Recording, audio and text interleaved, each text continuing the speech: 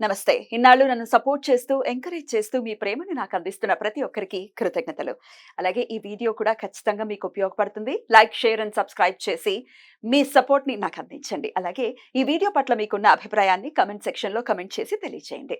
ఇప్పుడు వీడియోని చూద్దాం. నమస్తే. Welcome to our channel. నేను పద్మిని. ప్రస్తుతం మనతో పాటు ప్రముఖ ఆధ్యాత్మికవేత్త, వాస్తు జ్యోతిష పండితులు వైబీఎస్ఎస్ గిరిరావు గారు మనతో పాటు ఉన్నారు. మాట్లాడదాం. నమస్కారం అండి. నమస్తే అమ్మా. హస్త సాముద్రికం బోర్డు అయితే పెట్టారు.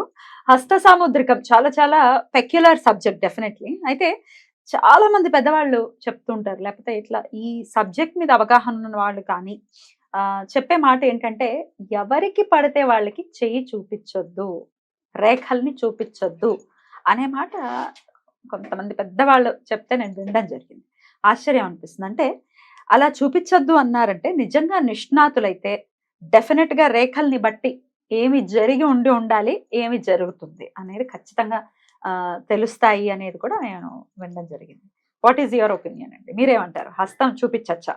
అందులో అంతర్గతంగా ఉన్న రహస్యం ఏంటంటే, చూపించకూడదు అనేది ఏంటంటే, జనరల్గా జ్యోతిష శాస్త్రం కానీ, సాముద్రిక శాస్త్రం కానీ, అంటే అంగ సముద్రం కావచ్చు, హస్త సముద్రం కావచ్చు, ఏదైనా కావచ్చు, ఈ చెప్పే వాళ్ళందరికీ ఏంటంటే కేవలం బుక్కిష్ నాలెడ్జ్తో చెప్తే ప్రిడిక్షన్ పార్ట్ కరెక్ట్ కాదు.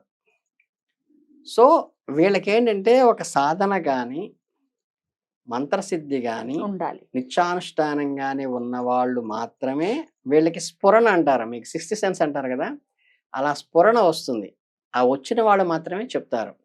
చెప్పడం వల్ల ఏంటంటే వీళ్ళకి తెలియకుండానే ఈ సాధన చేసే వాళ్ళకి ఇంట్యూషన్తో పాటు కొంత మంత్రసిద్ధి ఉంటుంది, కొంత వాక్శుద్ధి కూడా ఉంటుంది.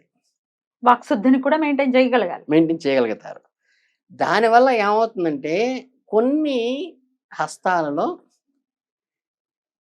చెప్పగలిగినవి, చెప్పవలసినవి, చెప్పకూడనివి కూడా మాకు కనిపిస్తాయి. అప్పుడేంటంటే ఒకటి చెప్తే వచ్చే సమస్య ఏమిటంటే అది జరిగేటువంటి అవకాశం ఉంటుంది. అంటే వీళ్ళది కూడా తోడవుతుంది కాబట్టి దానికి. ఫ్యూచర్ అయితే అంటే చెడు అయితే ఇప్పుడు మంచివి అనుకోండి, జరగాలి కాబట్టి మన వాక్శుద్ధి కూడా కలిసి కాస్త మంచి అవుతుందిలే అని చెప్పొచ్చు. చెడు ఉన్నవి ఏంటంటే మనం వాళ్ళకి చెప్పటం వల్ల ఒకటి, రెండోది ఏంటంటే వాళ్ళకి తెలియకుండానే ఈ జపం అంటారు. జపంలో ఎందుకు ఫలితం వస్తుంది? రిపీటెడ్గా చేయటం వల్ల వస్తుంది. అంటే ఇప్పుడు జనరల్గా ఇప్పుడు మా తాతగారు ఒక ఆయన ఉన్నారు, మా అమ్మ వాళ్ళ నాన్నగారు. ఆయనకి ఎవరో జ్యోతిష్యుడు చెప్పాడు, నాయన నువ్వు 73 వేళకి వెళ్ళిపోతామని. ఆయన 72 ఏడు వచ్చినప్పటి నుంచి నేను 73 ఏళ్ళకి వెళ్ళిపోతాను, 73 ఏళ్ళకి వెళ్ళిపోతాను. దాని ఏంటంటే ఒక ఈ నిత్యానుష్ఠానం చేసుకునే వాళ్ళు అదే అనుకోవటం వల్ల ఏంటంటే అది ఫలదీకృతమయ్యేటువంటి అవకాశం ఉంటుంది. అంటే ఎక్స్టెండ్ అవుతుందేమో, ఏమో భగవంతుడు అనుగ్రహించాడని చెప్పలేం కదా. అండ్ ఇలా అనుకోవటమే దట్స్ నథింగ్ కాల్డ్ మేనిఫెస్టేషన్. అంతేనా? అందుకని ఏంటంటే కొన్ని ఏంటంటే ధార్మికమైనటువంటి హ్యాండ్ కాని విషయాల్లో కానీ, కొన్ని అధార్మికమైనవి మనకి ఇబ్బందికరమైనవి జరుగుతాయి అనుకున్నప్పుడు వాళ్ళ లైఫ్లో, అమ్మ చెయ్యి ఎవరికి చూపించబాక, నాయన ఎవరికి చూపించబాక అని చెప్పిన పర్పస్ ఏమిటంటే అది వాళ్ళకి తెలిసి రిపిటేషన్ కావటం ఒకటి, వీడు చెప్పి చెడు చెప్పటం ఒకటి,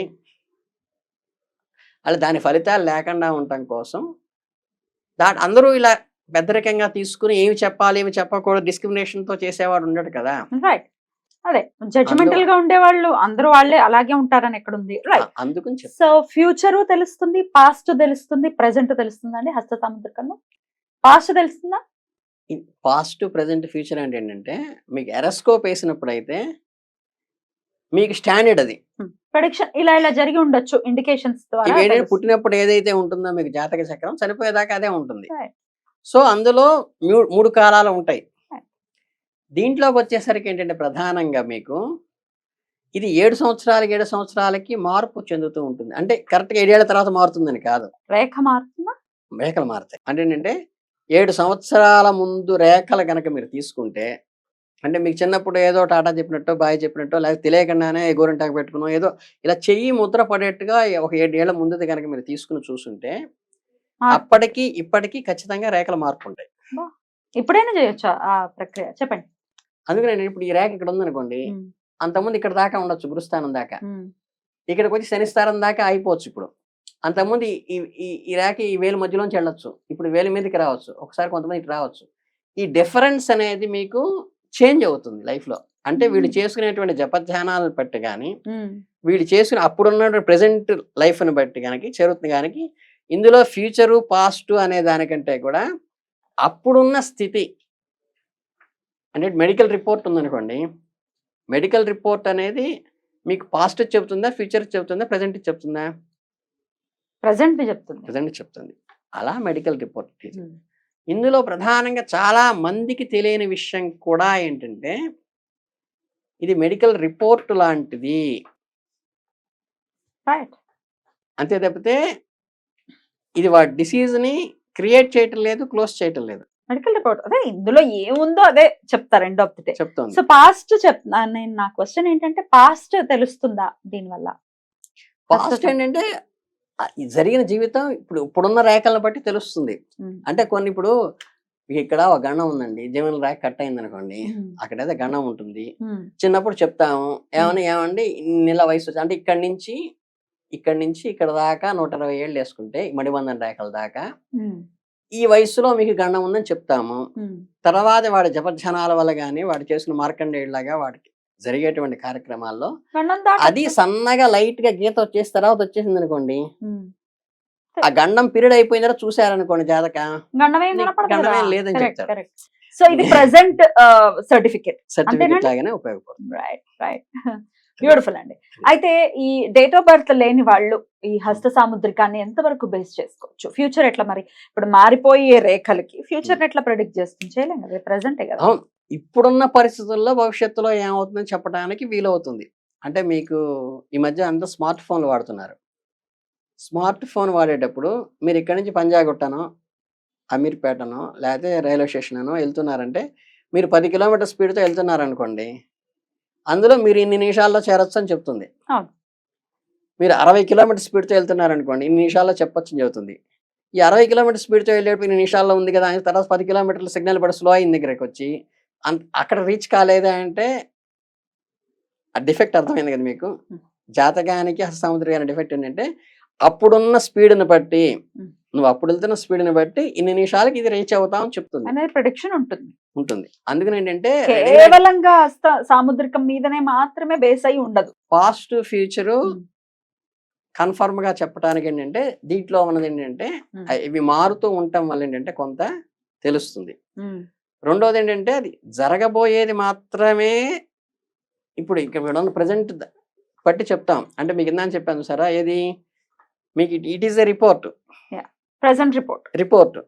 ఈ రిపోర్ట్ను బట్టి మనం ఏం తెలుసుకోవచ్చు, వీడికి షుగర్ పెరిగిందా లేదా, బీపీ పెరిగిందా లేదా మాత్రమే తెలుసుకోవచ్చు. రిపోర్ట్ చించేశారనుకోండి, వీడికి షుగర్ బీపీ మారుతుందా? అంటే మినిమం క్వశ్చన్ ఏంటంటే చెయ్యి విరిగిపోయింది యాక్సిడెంట్లో అనే క్వశ్చన్ కూడా వస్తుంటాయి పోదు కదా. అంటే రిపోర్ట్ ఉంటే రిపోర్ట్ని బట్టి బాబు ఇంత బీపీ ఉంది, ఇంత షుగర్ ఉంది, ఇంత లెవెల్స్ లో ఉన్నాయని చెప్తాం.